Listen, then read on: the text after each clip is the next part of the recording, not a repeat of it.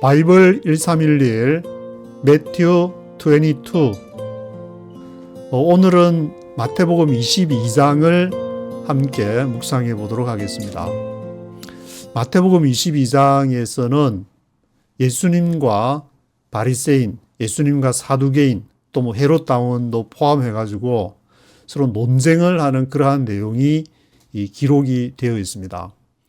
이 논쟁이 마태복음에서는 예수님이 이제 갈릴리 그 사역을 마치고 가이사랴 빌립보에서 정체를 드러내시고, 그리고 예루살렘 그 베다니에 도착을 해서 벳박의 감람산을 지나가지고 이제 예루살렘에 입성하는 얘기도 요 앞에 이제 나왔는데, 그러한 그 예루살렘에 입성하고 한 이후에 또 베다니로 와서 이제 무화과 나무 잎을 보면서 뭐 저주도 하는 얘기가 있고, 그리고 또 성전에 들어갔다가 나왔다가, 이게 이제 호크마 주석을 읽으니까 며칠 동안 이런 그 상황이 지속이 되었다고 그렇게 주석을 하는 것을 제가 본 적이 있는데, 이러한 예수님의 그러한 논쟁 속에서 이 종교 지도자들, 서기관, 바리새인이랄지 사두개인이랄지, 지금 22장에서는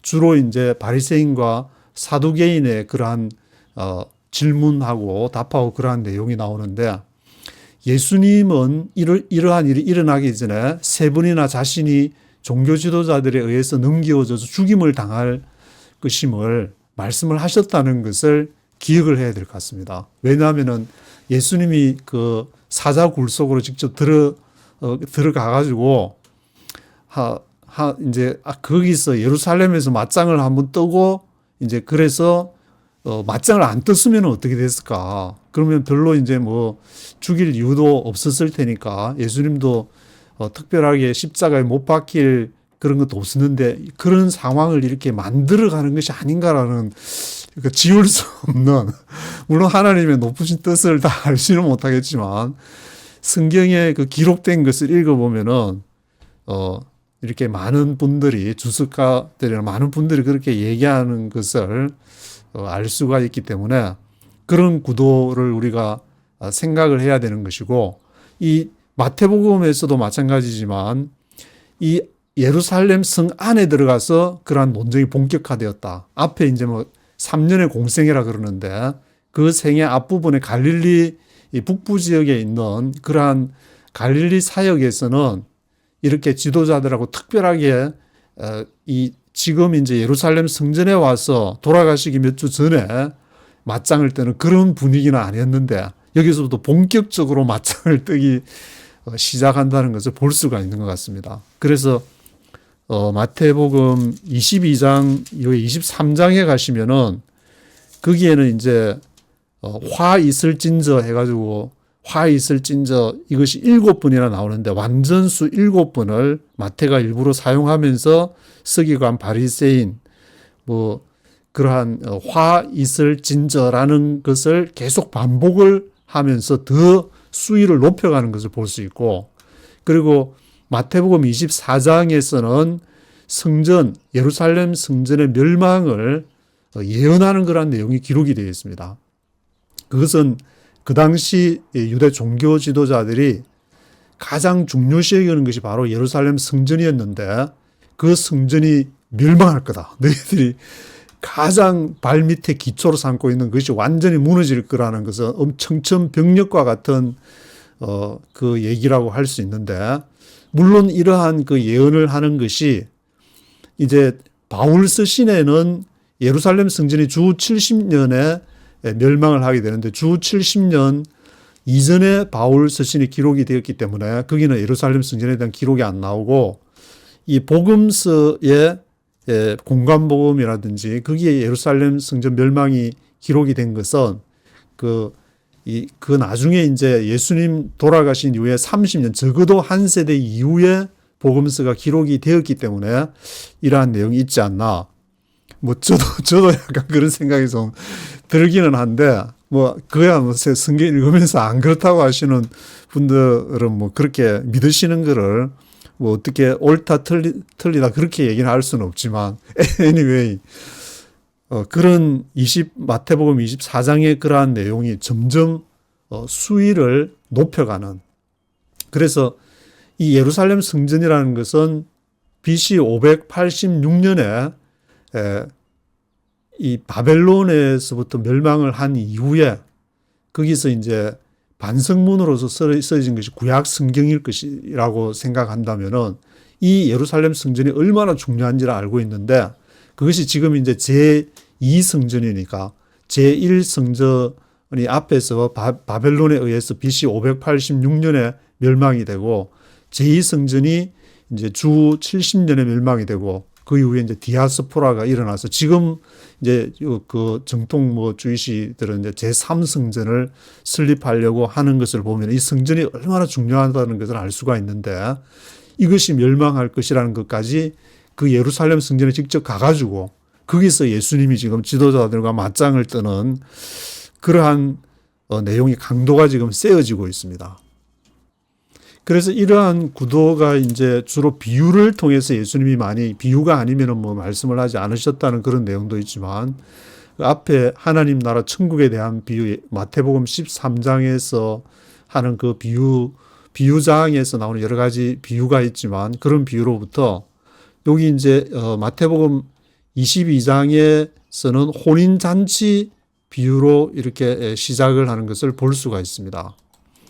1절에서 14절을 혼인잔치 비유를 통해 가지고 어떤 왕이 이제 혼인잔치, 혼인을 시켜야 되는데 거기에 사람들을 초청했는데 전부 다 비즈니스 해야 된다, 밥 갈러 가야 된다, 그래가 바쁘다고 안 오니까, 그러면 나가서 아무나 데리고 가라, 그냥 만나는 대로.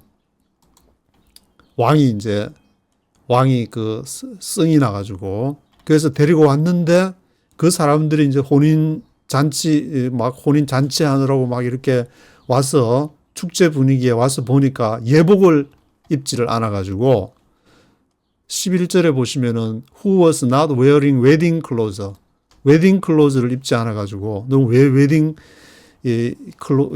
예복을 입지 않았냐, 쟤를 끌어다가 아주 어두운데 던져버려라, 거기서 이를 갈미 있으리라. 이것을 보면은 꼭 그 생각나는 것이 꼭 지옥이 생각나는 것 같은데, 여기서 지옥에 던져버려라. 만약에 그렇다면은 거기 청함을 받아가지고 내가 참석해 준 것만 해도 땡큐 해야지. 왜 참석하는데 예복을 안 입었다고 나를 지옥에 던져. 근데 그렇게 생각하실 분도 있겠지만, 비유니까 여기서는 이 하나님의 나라에서는 거기에 합당한, 거기에 이제 어떤 형식적인 것이 아니라, 이 예복이라는 것은 이 설명하는 사람에 따라서 다르게 여러 가지로 설명할 수 있겠지만, 그 예복이라는 것은 그 나라에, 그 하나님의 나라에 맞는 매칭이 되는 그게 있어야 되는데, 거기 몸만 가 있다고 되는 것이 아니라 나의 온전한 생명이 그것과 같이 일치가 되는, 예수님과 일치가 되는 그런 상황이 있어야 되는데, 그렇지 못한 것이 있을 수 있다. 그래서 많은 사람이 many are invited 됐지만 few are chosen. 이렇게 선택된 사람은 거의 없다. 그래서 여기서 칼빈의 예정론 그런 것도 설명할 수 있을 것 같은데, 하여튼 그러한 15절부터는 또 바리새인과 헤롯 당과의 그러한 변론이 기록이 되어 있습니다. 15절부터 22절까지인데, 여기에 이제 앞에 웨딩 클로즈 그 얘기 이후에 이제 이어지는 것으로 된 해가지고 마태가 이제 잘 사용한다 해가지고 한번 참조로 보시라고, 토테 해가지고 여기서는 앞뒤의 사건을 논리적으로 연결해주는 접속사로서 마태가 한 90번 정도 사용을 했다. 그러니까 굉장히 많이 사용을 한 것임을 알 수가 있습니다. 그래서 이 사두개인 바리새인들이 이제 어떤 질문을 하냐면은, 이 가이사에게 세를 바쳐야 되냐 말아야 되냐, 그런 가이사에게 세를 바친다 그러면은 왜 가이사는 하나님이 아닌데 일반 정치인에게 왜 우리가 세금을 받지? 예루살렘 성전을 중심한 어떤 사고 구조였으니까 그렇게 책 잡을 수 있고, 또 세를 바치지 말라 그러면은 그때 로마에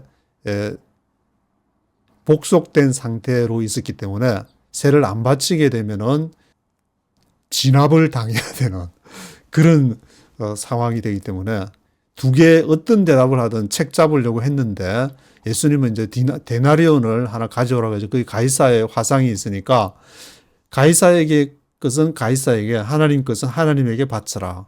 아주 뭐 우리는 자주 들으니까 그러려니 쉽지만 이게 그 당시로서는 이 바리새인들도 전혀 예상치 못한 질문을, 뒤통수를 한 대 딱 맞은 그런 질문이라고 볼 수가 있는데, 이런 그 대답을 하는 내용이 기록이 되어 있습니다.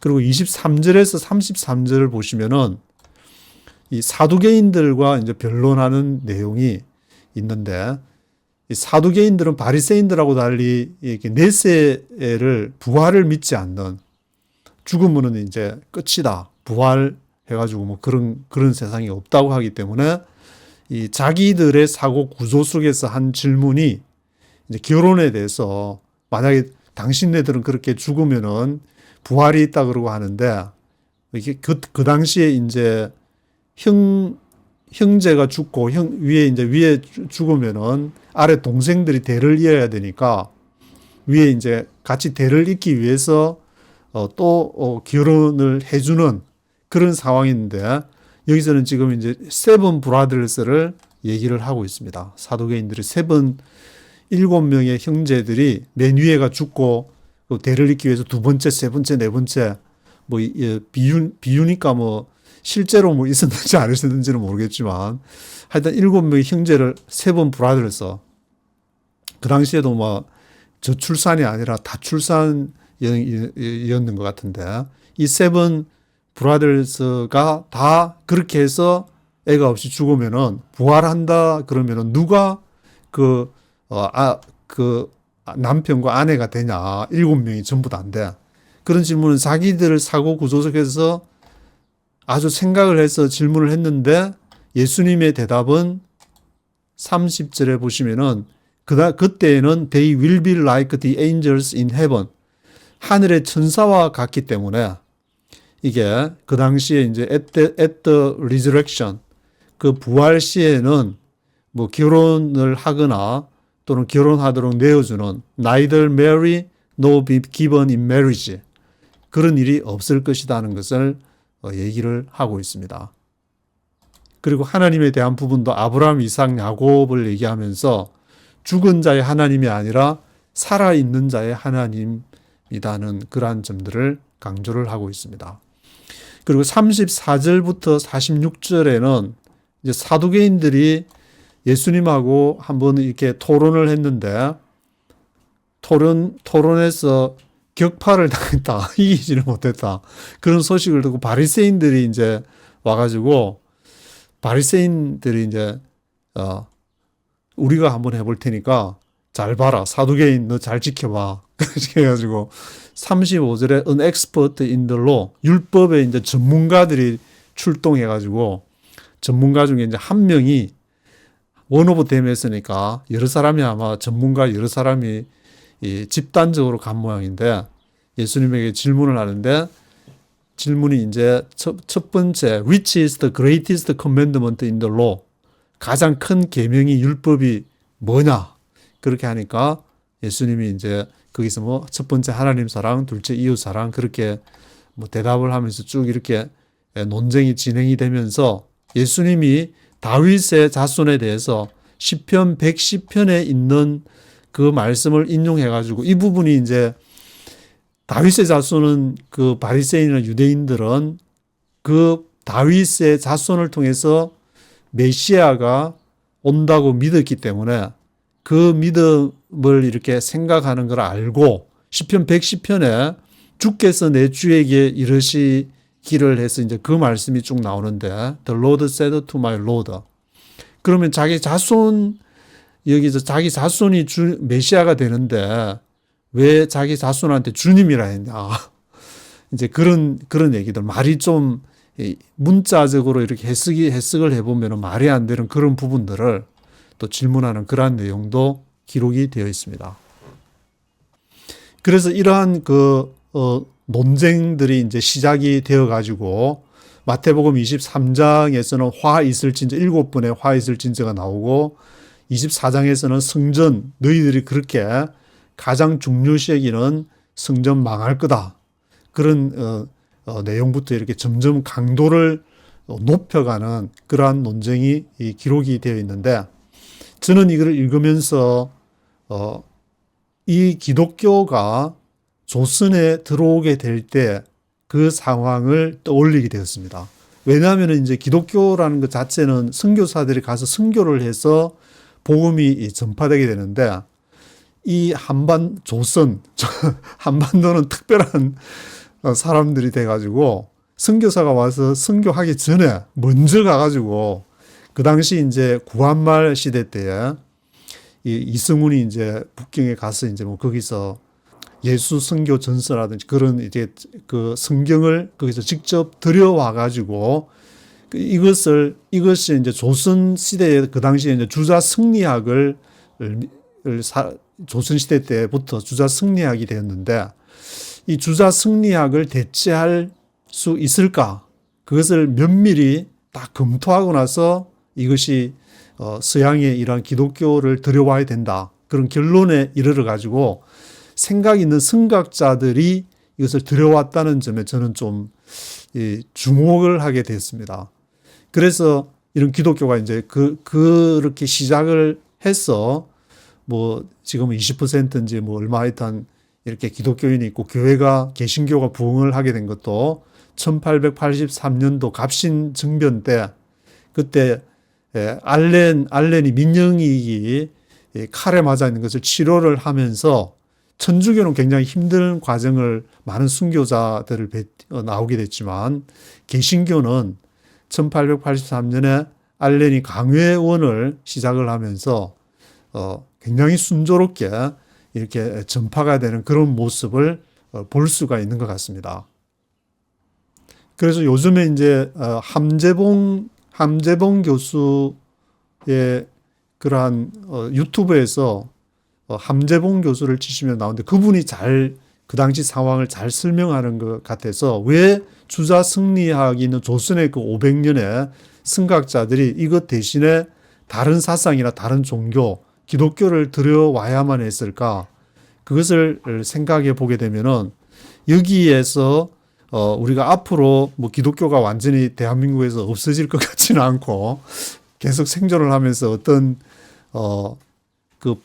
만백성을 향한 위로와 복음의 메시지가 전달이 돼야 되는데 이 성경에서 예수님이 지금 종교 지도자들하고 맞짱을 뜨면서 논쟁을 하면서 하는 그러한 이 면들을 보면은 대한민국 조선시대나 대한민국 사람들의 특성에 많이 이렇게 매칭되는 부분이 있어서 있지 않을까. 그래서 막 세 사람이나 벌써 탄핵을 하게 되고 또 새로운 시대의 도래를 위해서 많이 이제 고민하는 전환기적인 그런 지금 시점을 맞고 있는데 새로운 어떤 그러한 시각에서 저도 이제 늘 뭐 취재를 하면서 고민을 해왔는데 이 문제가 어떤 신학적인 그런 데서 해결책을 찾기보다는 이게 마태, 마가, 누가, 요한이라는 복음서 안에서 벌써 이것이 4가지의 어떤 성향이 있기 때문에 거기에서 이렇게 앞으로 해결책을 찾아가는 것이 성경적이지 않나 그런 좀 생각이 들고 있습니다. 그래서 예수님과 지도자들의 논쟁도 이 구글 제미나이한테 좀 질문을 해보니까 상세하게 또 답변을 했는데 이것이 다 마태가 유대인을 대상으로 하니까 거기에다가 이제 유대 지도자들을 대상으로 초점을 맞춘다는 점, 마가는 예수님의 사역을 하니까 그 사역을 하면서 지도자들과 또 대립이 되는 그런 부분, 누가는 또 이방인들을 대상으로 하니까 또 소외된 자, 가난한 자, 그런 측면에서 초점을 맞췄다는 점, 또 요한복음도 마찬가지로 자신의 성격에 맞도록 그것을 이제 기록을 해 나가기 때문에 그 안에서 이렇게 다양한 대응 방법, 적어도 4가지의 옵션을 둬야 되지 않을까. 그러고 보니까 한반도 주위에 있는 나라도 중국, 러시아, 일본, 미국에서 4개의 강대국 사이에 지금 끼어가지고 있는 대한민국이 이제 그 사이에 끼어져 있는데, 그 사이에서 어떤 뭐 중국을 택할 것이냐, 미국을 택할 것이냐, 그런 문제보다는 하나님의 나라, 하나님이 원하시는 나라가 뭔지 그것을 지금부터 이렇게 각 구체적으로 이렇게 기도를 해가고 찾아가야 되지 않을까, 그런 생각이 좀 들고 있습니다. 그 중에 가장 큰 어떤 구도가 예수님이 지금 예루살렘에 가셔서 지도자들과 함께 맞짱을 뜨고 있으니까 지금도 종교 지도자들이나 정치가들을 포함해서 이렇게 일반 이제 시민들이 맞짱을 뜨고 있다고 볼 수도 있을 것 같은데, 유튜브나 뭐 앞으로 그런 데서 장이 많이 펼쳐지면은 자기의 생각을 유감없이 발휘하면서 서로 비방하는 그런 것을 떠나서 이렇게 성경을 근거로 얘기를 하면은 좋지 않을까, 그런 생각이 좀 들고 있습니다.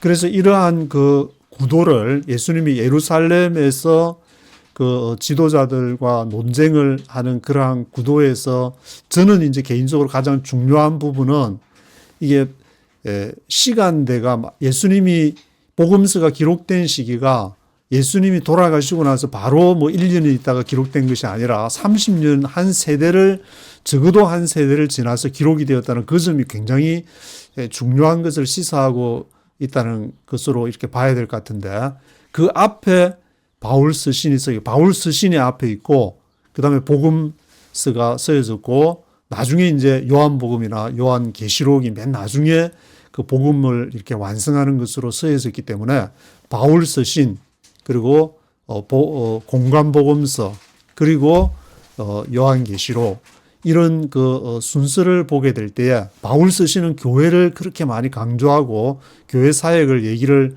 하고 있지만, 그 이후에 기록된 사복음서가 오히려 바울 서신에 막 그 당시 많았던 그 에클레시아, 그러한 교회들의 그러한 방향성을 복음서가 제시를 해주는 것이 아닌가, 그런 생각을 해보게 됩니다. 그 해결책은 이렇게 마태, 마가, 누가, 요한 다양한 모습의 하나님의 나라가 앞으로 한반도 한국 교회가 가야 될 그러한 비전, 한국 교회가 지향해야 될 그러한 모습이 아닌가, 그런 생각을 좀 해보게 됩니다. 그래서 오늘 한반도 프로젝트 1260 111일째를 맞았습니다. 트리플 원이 111일째를 맞고 있는데, 예수님의 그 논쟁들을 통해서 저는 이걸 읽으면서 제 머릿속에 막 논쟁이 되기 시작해가지고, 과거에 있는 다른 사람들과 논쟁하기 전에 내 안에서 이거를 이제 정리를 하고, 그래도 어느 정도 이제 좀 잠잠해지지 않을까, 그런 생각이 들고 있는데, 왜냐하면은 다양성을, 이렇게 복음서 공간복음 안에서 다양한 모습을 하니까 꼭 이것만이다 라는, 전에는 천국이냐 지옥이냐 또 우파냐 좌파냐 그런 식의 어떤 상황 속에 있다 보니까 아직도 뭐 그런 그 사고의 잔재들이 많이 남아있지만, 그래도 이 세대가 지나고 나서 구글 제미나이 인공지능 세대가 오고 또 하면은 또 여러 가지 다양한 관점에서 서로를 인정하면서 함께 예수님을 섬길 수 있는, 함께 예수님의 부활에 참여할 수 있는 그러한 시대가 오지 않을까, 그런 생각을 해보게 됩니다. 1절부터 네이티브 스피커의 목소리로 한번 쭉 들어보시겠습니다. Chapter 22. Jesus spoke to them again in parables, saying, The kingdom of heaven is like a king who prepared a wedding banquet for his son. He sent his servants to those who had been invited to the banquet to tell them to come, but they refused to come. Then he sent some more servants and said, Tell those who have been invited that I have prepared my dinner. My oxen and fattened cattle have been butchered, and everything is ready. Come to the wedding banquet. But they paid no attention and went off, one to his field, another to his business. The rest seized his servants, mistreated them, and killed them. The king was enraged. He sent his army and destroyed those murderers and burned their city. Then he said to his servants, "The wedding banquet is ready, but those I invited did not deserve to come. Go to the street corners and invite to the banquet anyone you find." So the servants went out into the streets and gathered all the people they could find, both good and bad, and the wedding hall was filled with guests. But when the king came to see the guests, he noticed a man there who was not wearing wedding clothes. "Friend," he asked, "how did you get in here without wedding clothes?" The man was speechless. Then the king told the attendants, "Tie him hand and foot and throw him outside into the darkness, where there will be weeping and gnashing of teeth. For many are invited, but few are chosen." Then the Pharisees went out and laid plans to trap him in his words. They sent their disciples to him along with the Herodians. "Teacher," they said, "we know you are a man of integrity and that you teach the way of God in accordance with the truth. You aren't swayed by men because you pay no attention to who they are. Tell us then, what is your opinion? Is it right to pay taxes to Caesar or not?" But Jesus, knowing their evil intent, said, "You hypocrites, why are you trying to trap me? Show me the coin used for paying the tax." They brought him a denarius, and he asked them, "Whose portrait is this, and whose inscription?" "Caesar's," they replied. He said to them, "Give to Caesar what is Caesar's, and to God what is God's." When they heard this, they were amazed.